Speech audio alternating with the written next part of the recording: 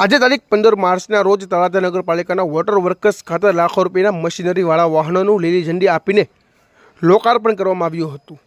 જેમાં વધુ વિગતો સાથે વાત કરીએ તો તળાજા નગરમાં જ્યાં ત્યાં ગટરના પાણી ઉભરાઈને રોડે ચરવાના પ્રશ્નો વારંવાર ઊભા થતા હોય છે, જેને પહોંચી વળવા માટે સરકાર શ્રી દ્વારા તળાજા નગરપાલિકાને એક જેટિંગ સાથે સક્શન મશીન અને બીજું ગટરમાંથી ગાળ કાઢવાનું મશીન લાખો રૂપિયાની કિંમતનું ફાળવવામાં આવ્યું છે। ત્યારે આજે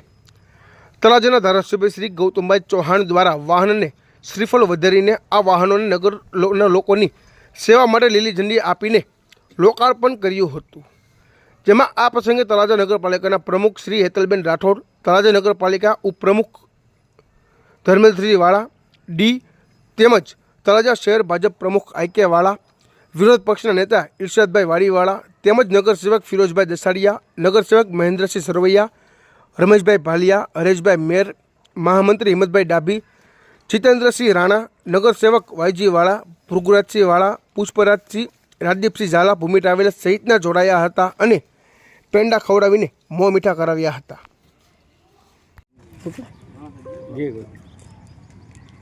આજરોજ તળાજા નગરપાલિકા ખાતે તળાજાના લોકોની સુખાકારી માટે, તળાજાની સફાઈ કામ માટે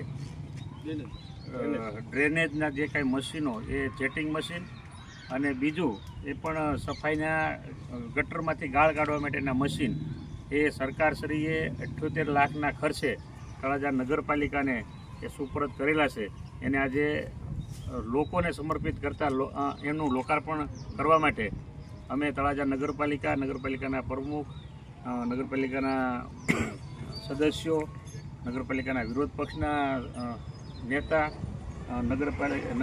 ભાજપના પ્રમુખ અને નગરજનો સાથે મળી અને આ જે મશીનો છે એ નગરની જન સુવિધા માટે અમે એનું લોકાર્પણ કરેલું છે।